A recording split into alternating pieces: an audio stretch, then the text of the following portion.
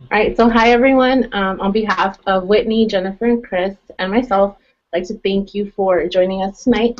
We will be talking about white students' experiences on multicultural campuses. So this class is actually Equity and Diversity in Higher Education at the University of Pennsylvania Graduate School of Education. So today we're going to be hearing from four different undergraduate students at four different institutions. And if you have any questions throughout the Google Hangout, you can send an email to the Holguin, HOLGUIN, at gsc.upenn.edu. And then as they come in, we can incorporate them into the Hangout. So sorry about the delays, a little bit of technical difficulties, but we'd like to start off by having the students introduce themselves, just your first name, your year in school, and what institution you are currently enrolled in. So whoever would like to start would be great. My name is Hannah. I am a senior at Florida State University. I'm Jake Neal. I'm a senior at the University of Northern Colorado. I'm Emily Potter, and I'm a junior at the University of California, Santa Barbara. All right, so just to go ahead and get us started, since we started a little bit late, we're going to start off with the first question, which is, when did you become aware of your race? Yeah. All right, we're holding on for a second.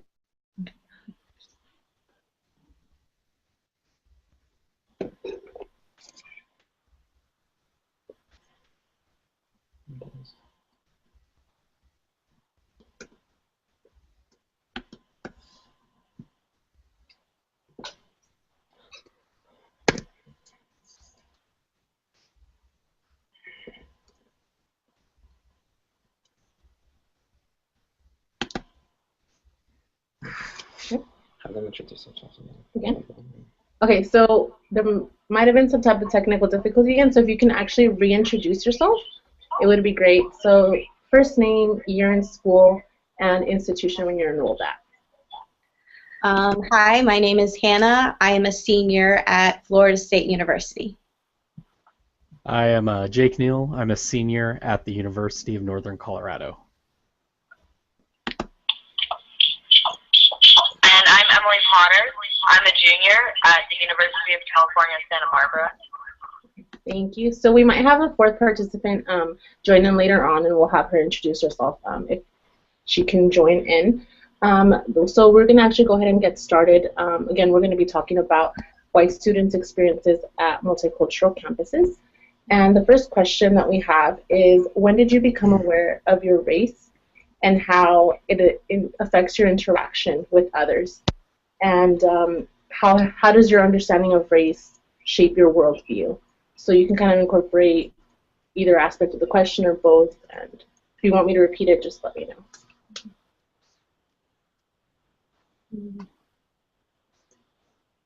I feel like there's always that background, you kind of realize it, but you don't. I realize, there is race, and you have that understanding, but you don't know the words to it, like the academia language to what it was called, like white privilege.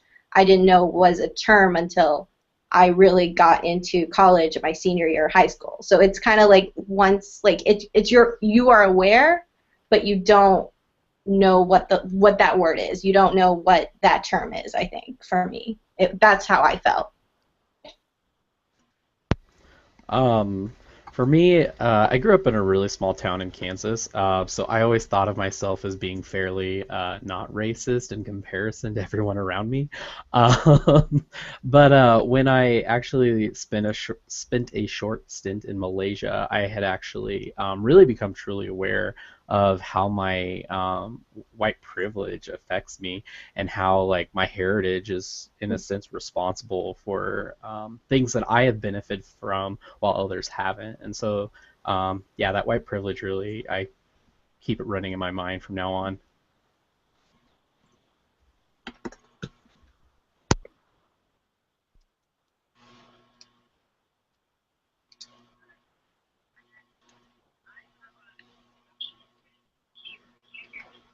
Yeah, you're good. Slightly. Okay. I grew up in both my parents are British, so I'm actually first generation American. So I always identified as British and not really recognized race until I took, when I was at UC Berkeley for a period, I took a class in race and ethnicity, and that was the first time I really recognized my whiteness and my white privilege, kind of okay to say. And I grew up in a really white hometown, like predominantly white, with immigrant population. But yeah, coming to UC, or actually going to Berkeley, really, and being in a city where it's really diverse, and seeing that for the first time really kind of opened my eyes to my race. Mm-hmm. Thank you. And then a few of you mentioned your hometowns or your background in your family. So one of our questions is actually, how is diversity talked about in your family, or in maybe in your circle of friends, or whoever your home network is?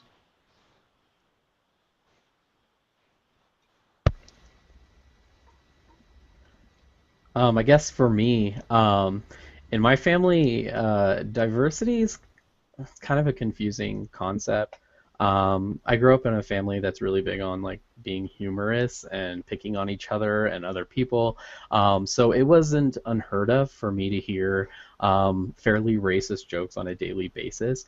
At the time, I didn't really see the issue with it. It was like, we can all poke fun at each other. What's the big deal?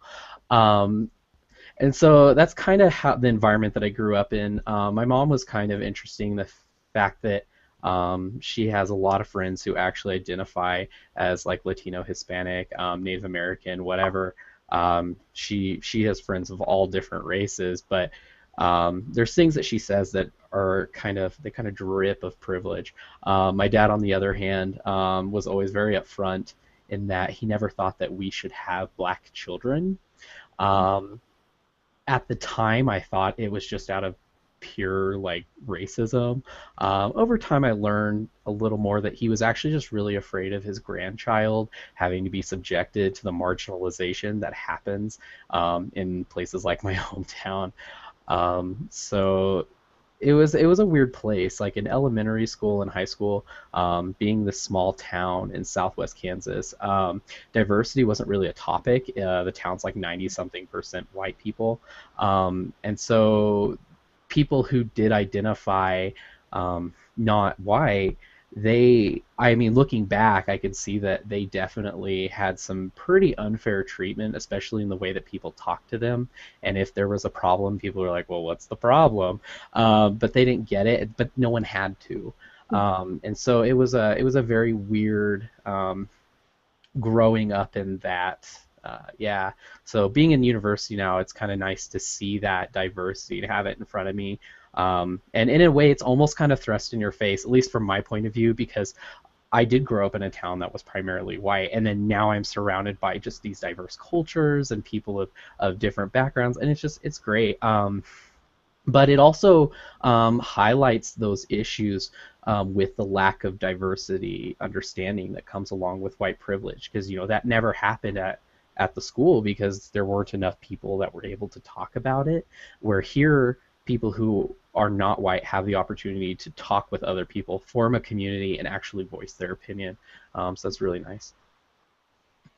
I kind of am along the same line as Jake was, in the fact that the way diversity was taught in my family, it was very different depending on who you talk to and how they grew up and who surrounded them and who was teaching them. So I would have my mother, a lot of my father's perception was on stereotypes and the idea of the stereotypes that he was always kind of taught. And it's kind of one of those and I think it's also a generational thing as well. And it's the idea you were mentioning about your grandfather, Jake, and it reminds me of a story that my mom, before she met my dad, dated someone who was black.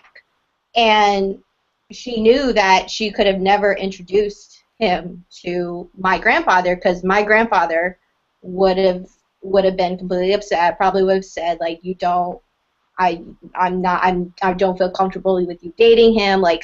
And that was a story that she's told me. And so I think it's a generational thing of how diversity happens, I think, and how it's talked about in families. Thank you. In my family, I grew up, I mentioned my dad was, both my parents are British, and my dad came from a really low socioeconomic background, and so I was really raised and with this idea of, like, if you work hard, then you will do well and you will succeed, because my dad came from a family that, like, pulled themselves up in their bootstraps, that kind of thing, and so I was really raised on that. And so in my eyes, it was like anyone that wasn't doing well, it was their own fault. And so that was what I think was so eye-opening for me when I came to university and learned about the actual systemic racism and the past things, the things that have happened in the past that block people of different cultures and different races and ethnicities from actually having that opportunity. So it was more for me, it was never necessarily directly talked about in regards to race, but it was a lack of seeing,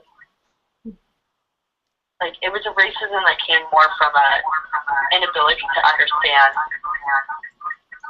the systemic racism that's going on in our culture. So, but once I learned it, like, it was just hard for me to see that growing up. Also, like, my hometown is pretty much, it's a white and then there's a Hispanic immigrant population. And there's a big dichotomy there in my hometown. And I think it's common in California. I grew up in a small town in California, a rural town. And but also my dad has owned a plumbing business, and my dad has a lot of Hispanic workers that work for him that he always, like, speaks really highly of. So it was really interesting also because it was not black and white for him. It was like he really respected that community because they worked hard. But then the communities that he saw that didn't, then he didn't feel the same way. So I kind of grew up in that environment. Thank you. And a few of you also did mention your experiences at your current institution, so how your perceptions change or how your definitions of diversity changed. Is there anything else that you want to talk about maybe if you're learning about diversity in school? Is it more with your interactions? Is it with classes, or what are you learning about? How are you learning about diversity at your institution, if you are? I was, my freshman year at Florida State, we have this living learning community, which is you live with, like, a cohort of people your first year, and it's, like, for a specific, like, focus. So sometimes one of them was social sciences. So if you have the opportunity to apply and get it. I applied and I was able to get in, and I did a social justice, like, living learning community, which talked about diversity, which talked about leadership, which talked about how it's not just like, it's if you don't work hard, you can't get something. It's the idea that, there may be blocks that may have been institutionalized for your race that you can't maybe overcome, or it's harder to overcome to get what you want. And so for me, it was those 2 years of just delving in and having interactions within, like, my class and with other student groups that I kind of was more introduced to diversity and, like, what diversity means in higher education and kind of in interactions in general.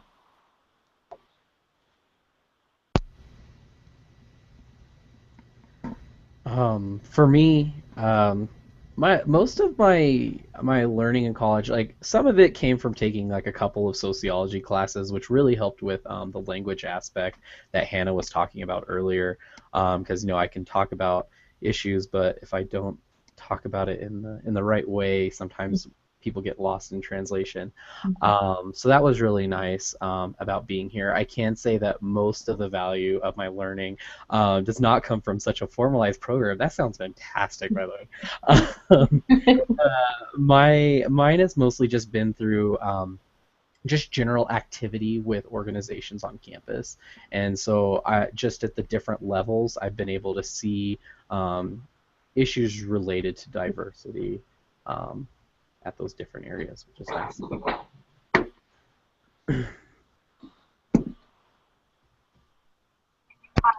My foundation definitely came from formal like sociology classes, and then from there I kind of like take them under quiet, and it opened my eyes to those things happening in the world around me. So I don't know if I would have known how to look for it the right way without my formal education. And then also just with my internship this year, I've worked a lot with people from so many different backgrounds, and I get a lot of education now from that. And just being able to have those conversations with people in a safe environment has been really helpful for me as well. Thank you. One of our other questions is, do you experience the stereotype being a white student? And like, how has that affected or impacted the way that you engage on your campus, if that has happened to you? Well, being a white student and on top of that a business student, people have a tendency to jump to conclusions as to what kind of background I come from. I have to constantly explain to people that I am not a trust fund child. I grew up in a low-income household. And so that's actually something that I deal with all the time. But the problem with that really is that it also makes people who come from a more diverse background, they tend to not be open to talking to me about subjects because I think they're afraid that I'm going to take a very, I guess, like hardline conservative approach. I'm not really sure. So it's different. So pretty much how I deal with that is I just try to make sure that I present myself to these people as someone who is an ally, and I want to help and I want to be a part of the conversation and help addressing their issues. Which is actually one of the things that being a part of student leadership on campus has really driven me, is kind of being privileged. I really don't have much to work for myself as far as campus community is concerned. So I try to open myself up and at least be someone who can work with diverse people, and then ultimately like let them almost like use my privilege for their benefit if possible, if that's a thing. So like being on like our student senate here as a representative, I really try to. We have very few people who are not white, and so I really try to let them speak for themselves, but back them up when time has come, and then really, if somebody's not there to express an opinion, I try to make sure that I jump in and I try to express their side, and it surprises people that I will do that, especially as a business student, but it's something that I have to do to kind of fight that stereotype that people have of me. I think if in the South there's this white stereotype of like your redneck, NASCAR racing, like Confederate flag on the back of the truck kind of attitude, and I think that's the type of stereotype that I see a lot just within the state of Florida, within university. It's just that idea of, and that's kind of what you were talking about, how presenting yourself and how people assume you're going to take a maybe conservative viewpoint and presenting yourself in a way and maybe interacting in a way that encourages those like conversations about diversity, about race that many people may not expect from. Thank you. I have a good like I've been working on challenging fitting into that stereotype that may exist, or does probably exist. Like I just trying to articulate this.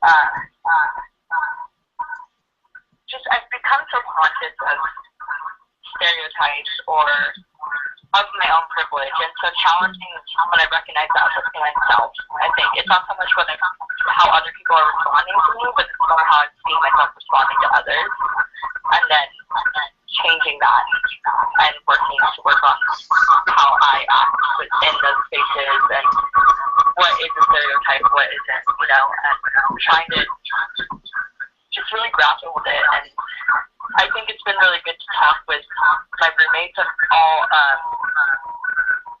We have these kind of discussions and kind of knowing how to be able to talk and be like, I felt this way and I know it's wrong, and how do I challenge that and how do I get around that. So just when I think of that stereotype, I more think of how I'm trying to challenge it inside myself. So then, I know some of you mentioned stereotypes, so would you be able to clarify as to what type of stereotypes you're referring to, like if any certain things have been said to you or have been done, if that makes sense? I know I've had someone say like, oh, you must get everything you want, like, or just like the idea that I can just talk to someone and it just magically appears if I want something. And I come from a single parent household since I was in middle school, so it's just like and people have this stereotype of, if I'm a white student, then I have that BMW or I have this fancy technology or anything like that, and it's not really the case because I'm in college, but I worked to get to college, and I don't get everything that I want. I was never taught that I could just ask for something and it would just automatically get given to me. I would have to work hard to get it. I would have to save up money. I would have to prove that I wanted it and I needed it. So. Anybody else want to add to that? Oh.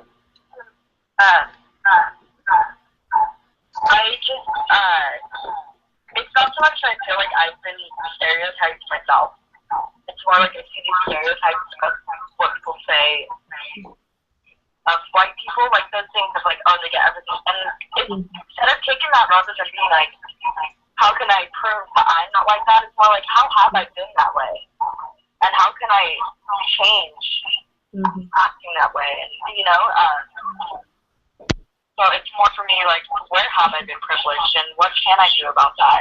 And rather than feeling stereotypes, if that makes sense.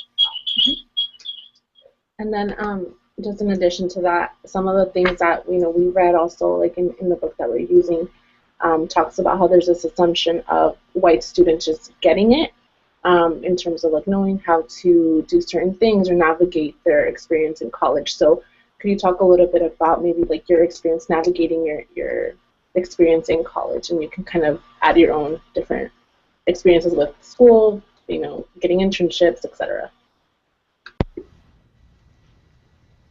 Yeah, myself, I work 3 jobs. I've worked at least 2 of the last like 5 years. So right now I have 3, and I'm drowning in student loan debt, which is great.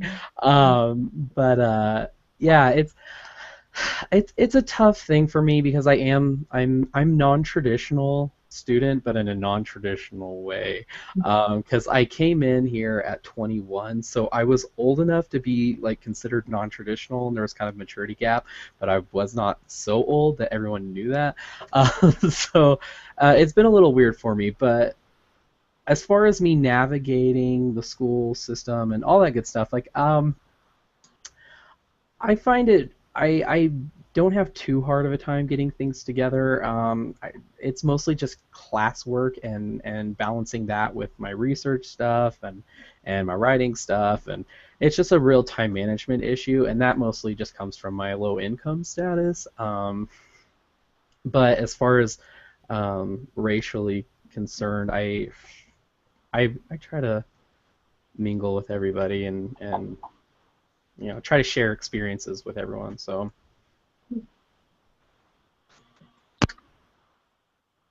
Anyone else want to add to that about how you've navigated your experience in that concept of white students just understanding how to navigate that process? First generation to go to college and first generation American. So there's been a lot of navigation I have had to do. I've been fortunate with my brother. I have an older brother, so he mentored me a lot through all those processes, kind of through like how he learned going through his blind pretty much. But I also have used a lot of my resources on campus, and I think in regards to like race backgrounds or like looking at it through a racial lens, I do think it's probably been easier for me because I don't feel any reservation of like reaching out because I see myself represented in those spaces. I could definitely see how it would be harder if you're struggling as a first-generation college student that's also from some other kind of background that doesn't see any administration or staff that represents your race or that you feel comfortable reaching out to. And that's a problem I've never had.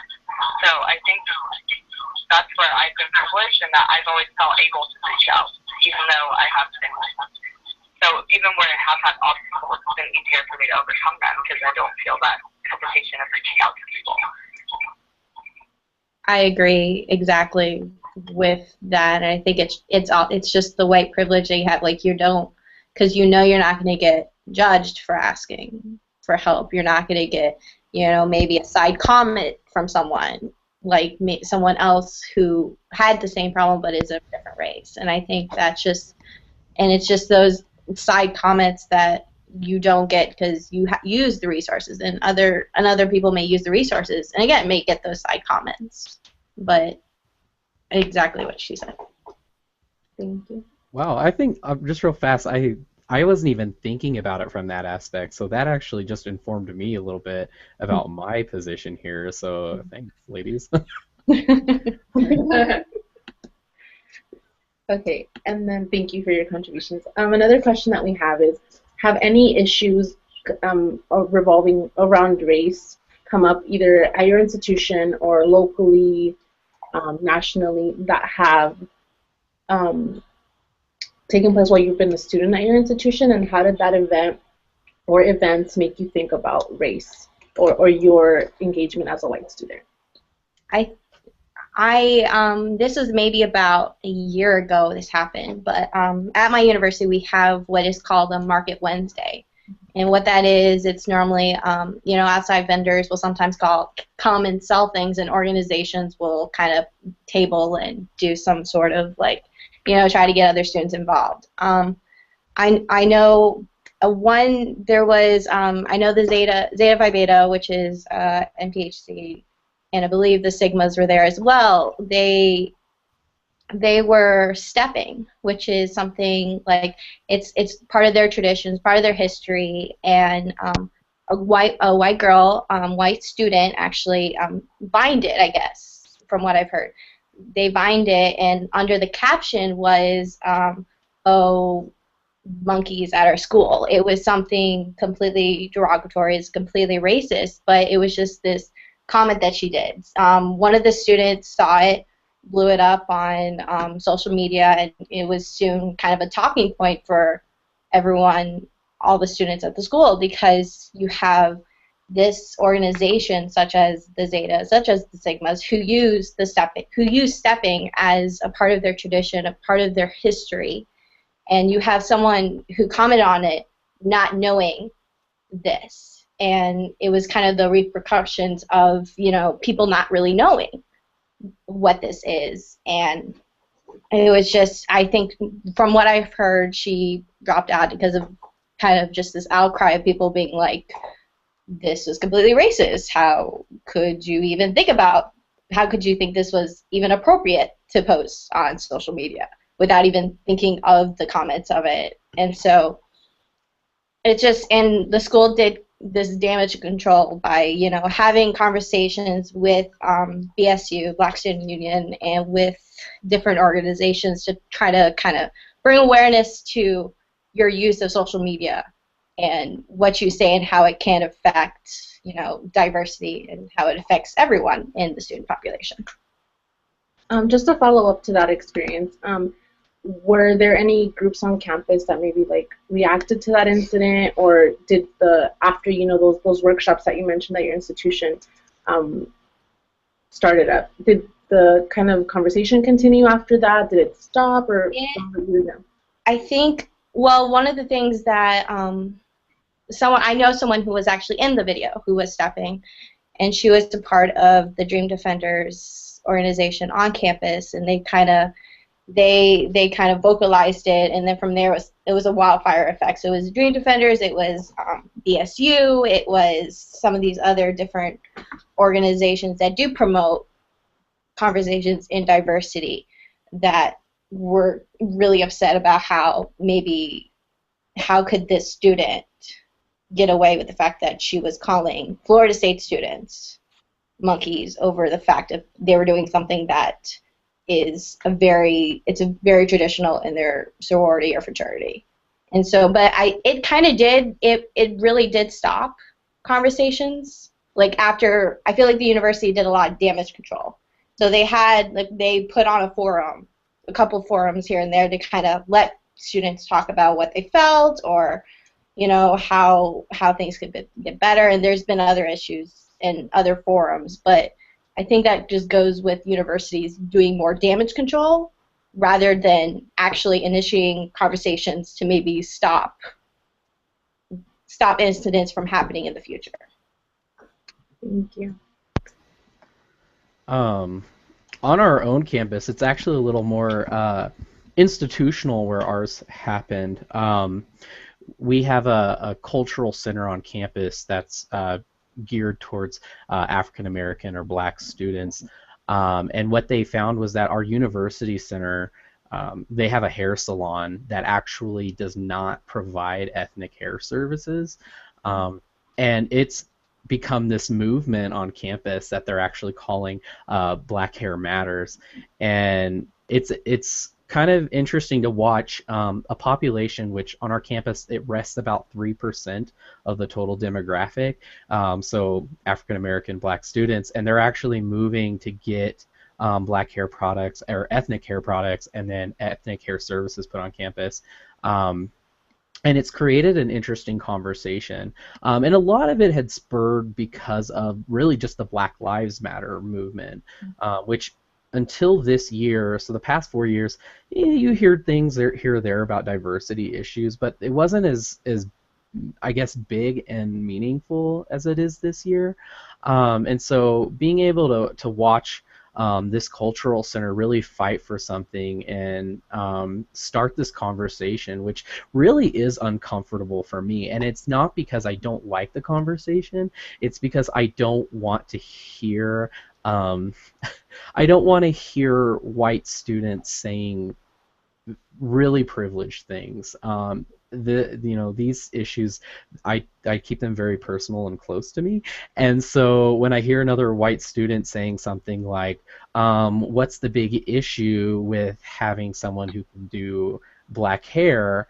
What's the problem with going just back to Denver and getting your hair done there? And it's like, that's such a privileged thing to say. Like, you can go walk 3 steps and here's this salon waiting for you to get your hair done. And then when you talk about Black hair, which the Cultural Center has stated multiple times that Black hair is very important to them, part of that cultural identity, and to kind of stifle that. And the university has moved very slow in addressing the issue. And the salon is actually kind of pushing up against it, saying, there isn't a market for us to provide ethnic hair services. What's really nice, though, is that the actual Barnes & Noble on campus has stated that they will actually start selling ethnic hair products. So it was a nice little win there. But it has created a fantastic conversation. I'm excited to see where it's going to go in the future. But I'm also timid about the nasty things I'm going to hear that will upset me. I would agree that ever since the Ferguson Black Lives Matter movement, it's been a really big conversation on our campus as well. There's a lot of actual movements. There's a couple protests that happened immediately following the Black Lives Matter with the Ferguson decision. And one thing I've noticed on our campus is, I don't know if you all use Yik Yak. It's like this new social media application. And it's all anonymous, and it's like instant Twitter anonymously. That's only in your location, and just on there, I've seen so much discussion of these issues on there, and a lot of it will come, like, someone will post something that's like a racist comment, and then people just fire back at it on the comments. Or someone will post something uplifting, and then there's racist comments on it. And I've been personally kind of engaged by those conversations and watching them happen, and it's made me feel like it's just making it so apparent how much of a need there is for those conversations to happen in a more controlled environment and an educational environment, rather than just like, if all these people, a lot of it's anonymous too. These are probably things that some of these students don't normally feel comfortable saying in public, and now they're releasing all these internalized thoughts that they have. And where's the safe, like, actual constructive environment that we can take those thoughts and decompose them, rather than just a social media outlet where everyone just gets angry. But that's something I've been really interested with. Thank you. And then, do any of you remember any specific conversations that you've had with the, or like with the Yik Yak? Have any of you, this is a question that just came in right now for us, but it's asking if you remember any specific, I guess this can go for any of you, any Yik Yak stories or any specific conversations that you remember, and maybe how that made you react or made you kind of think about your engagement on campus? I don't use Yik Yak as much, just because I just don't have the app on my phone. But I've had other conversations, like through Facebook and through different mediums, where, you know, I'll have friends who do go to this university kind of will bring up a topic or bring up an article about, like, what's going on, what happened in Oklahoma, at University of Oklahoma, with the fraternity, and they'll and then it's just like the discussion from them of being like, of just kind of wondering why. And it's same thing with Ferguson, with Black Lives Matter, and it's just, you have these, and I think it's just conversations of people trying to slowly talk about diversity, because they don't know if, like, I think it's just, it's, I don't know how to say it. It's kind of one of those moments where they want to talk about it, but they don't know how to go about doing so. They don't have, I don't think students know there's resources on campus, or there's groups on campus which promotes having conversations about diversity. And maybe they do want these conversations, they just don't know who to talk to about it, or how to start a conversation in the first place. So that's what I've seen, is just a lot of people just going for it and, like, posting an article, or, you know, talking about it in a class of, oh, did you see what happened over here, or did you hear about this student, or did you hear about Virginia, or these different incidents that are happening, and trying to see if, you know, if someone does want to talk about it. Thank you. Something along the lines of, I would never date a Mexican person, but I love their food, their, like, something, and there's something else. And it was just one of those. It's just, like, so ignorant, you know. And but what's nice to see was when I see posts like that, if you get, so you can upvote or downvote on Yik Yak, and if you get 5 downvotes, then it gets taken off. And with those, like that one was gone so quickly, you know. And so you see that a lot too. Like, there is a majority that's kind of going against these people that are saying these comments, but it's just little things like that. Or there was one that was something, it was like, can someone, I'm a white male, like, can someone teach me how to not be, like, so mean everywhere I go, or something like that. And I hear that a lot, not just on Yik Yak, just in general, like, oh, when I go in these classes, I'm a white male, so I'm just learning about how I'm the worst person in the world. And that makes me sad, because that's not what the conversation supposed to be about. And people are just turning off to the conversation because of that, because they don't want to hear about their privilege. And I don't know, I just think those are the conversations. I want to find a way to engage with those populations so that they can realize it's not meant to make them feel like a horrible person. It's meant to open up something. Does anyone else want to add anything to that before we? Yeah, sure. A specific conversation that I remember was actually a friend of mine. We were talking about the Dear White People movie, Mm. and we were really talking about just the overall conversation and how that plays into our own campus. And this individual overheard us talking about it and said, "Well, since you're talking about this subject, let me tell you what I think." And this individual proceeded to go on this rant about how white men do not, they're actually kind of like the minority from a power differential standpoint, and how we don't get scholarships and we have it so hard, and we can't say anything.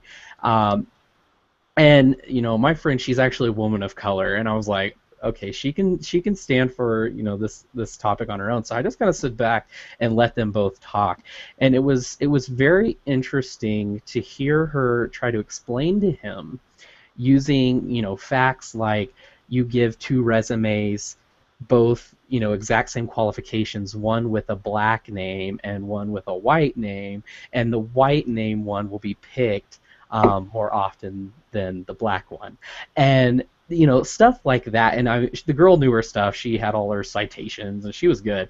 It was fantastic to listen to this, but he had a very hard time agreeing with her on the topic. And even though something like that is done, he would keep repeating, well, that doesn't necessarily mean anything. And it was really tough, according to her, because the conversation ended up getting so heated, it had to kind of get called off, and it continued later between just the two of them in a private setting. But she actually got him to read. I can't remember what the book is called, but the book basically dealt with race. I think it was something by Egypt.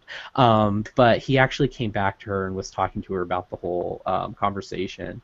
And he is now actually taking part in like social justice retreats and stuff on campus. So it got really heated, but it worked out fine in the end.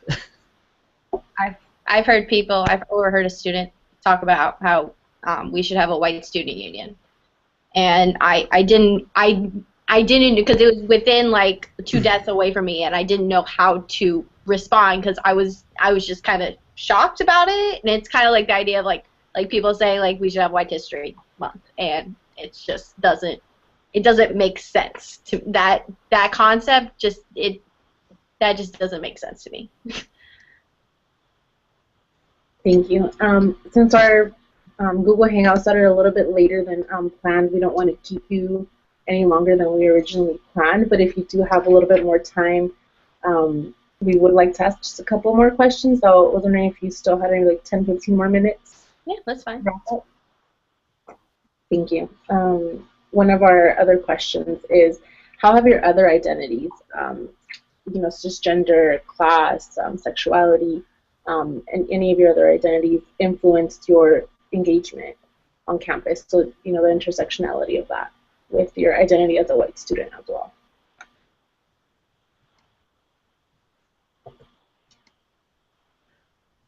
Well, I guess I'll start.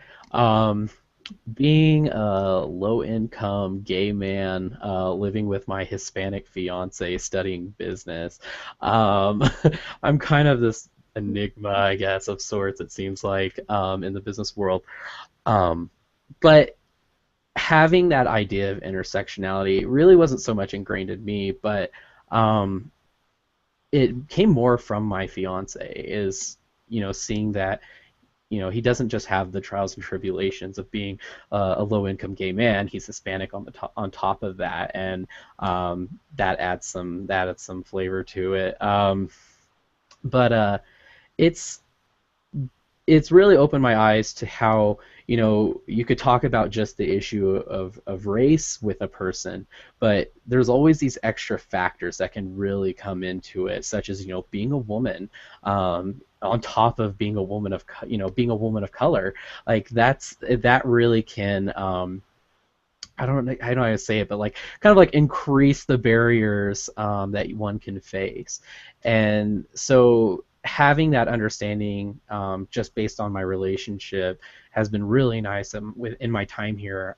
That way I can have these kind of informed conversations with people. about these topics. So what I have discovered though is that there actually are a lot of well-intended white people out there, especially in business. The problem is they just don't have the right set of experiences or maybe even knowledge to really like open up their eyes and recognize that the idea of white privilege is that you don't even necessarily have to know that you have it, and you don't have to talk about it. And there are people though I've discovered that you have the conversation and you can actually open their eyes to the topic and make them contributors to the positive environment.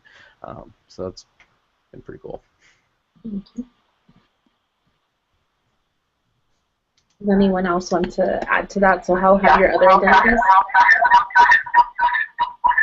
I would say that being a woman in general, when I started studying with feminism in college, that really, I think, helped with my empathy towards other issues of like oppression and microaggression. Because I could see how I faced some things as a woman. It was really easy for me to be like, wow, add these other intersecting identities to that, and that just blows it up. Like Jake was kind of saying, it can just be so much bigger. And just facing those obstacles of like, I walked into a room and I'm the only woman and it's all men, and trying to like hold my ground and stand in that room and still keep my confidence. I've seen that, and I can only imagine what that must be like on an even greater scale. Mm-hmm. So I do think that experience has helped for my empathy.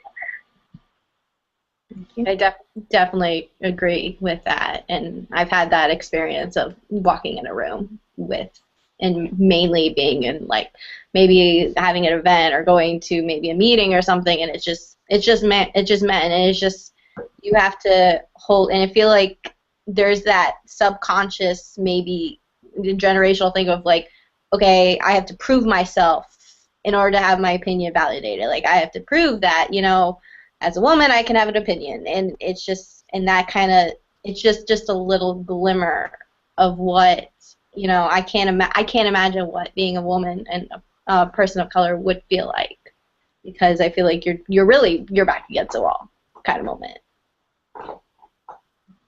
Thank you. And then moving on to our last question is, do you have any recommendations at either the campus level, state, federal level, in terms of maybe any policies or practices that can increase equity and diversity in higher education, and then also how your engagement as a white student would kind of play into that? And this kind of goes back to what happened at my university, and I wish university, and I wish higher education and any like administration, we would start having conversations about diversity and race before something happened, and not as a response to something happen, because maybe some things can be avoided. Some things can be a teachable moment for someone, or they can realize that that they do have a white privilege, and it does affect how they go about their business every day, whether or not they see it or not. And it's just, I wish universities had more programs, more conversations about like these different topics, because I think that's I feel like, in my opinion, like one of the things that's missing is that they're doing stuff to kind of fix the problem and not tackling like the root of it. Thank you. I would say, as far as like Colorado is concerned, the state's really made some fairly good moves as far as like supporting illegal immigrants who are trying to receive an education, and the availability of in-state tuition to them, which I think is fairly nice. And our own campus, I would say, really like any campus, in business, we talk about toning at the top of an organization and just making sure that whoever is running the deal, and those that are up there with them, everyone needs to have this idea of culture. They kind of set that tone, and unfortunately, it's been stated that our own president at our university, at the State of the University address, responded to students of color who were asking about how are we supporting diversity, you know, those sorts of questions, responded with, we do not have any diversity issues. And so something like that really sends a message, and it tells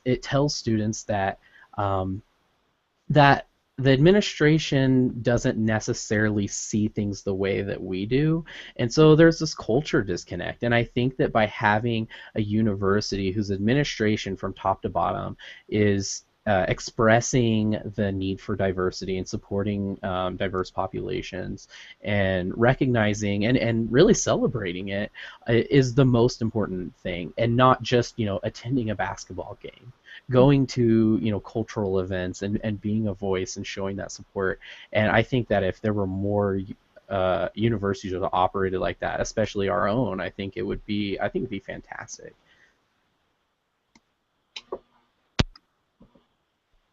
I think on a federal level, I mean, the biggest thing for me is desegregation. I know we technically ended desegregation with the civil rights movement, but it's not.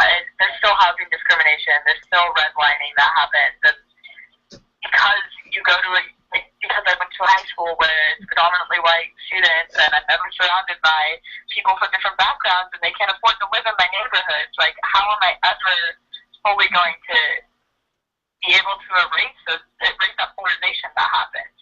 And I think we just need to start so much younger. Like, children need to be exposed before they're a college student, because think how, I mean, there's a large population that doesn't even go to a four-year university, and even within those that go to a four-year university, there's a small population of the white students that try and learn about these issues. So how are we going to expose people to this much earlier? And I think that's solves the segregation is just such a huge problem, and it needs to end. I'm about just housing discrimination, that root. I mean, that's why you're seeing the issues that happen in Ferguson and all those different suburban communities, and it's just terrible. Thank you. So that wraps up the questions that we had for the Hangout, but is there anything that any of you want to add, or maybe any final questions, final thoughts that you all have? Any closing, anything that you have to say? Sorry, my microphone was off. Yeah, so being on our university student senate, I feel that students, especially because white students tend to be the people who hold these sorts of positions on campus, they also tend to be highly for sororities and fraternity based. I just implore white students to, you know, if you're in government, if you're in a leadership role, you know, it doesn't matter what level, but just make sure that you're representing all students, not just, you know, friends, fraternities and sororities, you know, yourself, or even just the idea of how you think things should work, but really just like take that step out and try to support everybody, and make sure that, you know, if someone who you don't understand their position is coming to you and saying, this is a problem, don't just shoot it down because you think that, well, I don't understand how that's an issue. Find out, and then and start that conversation.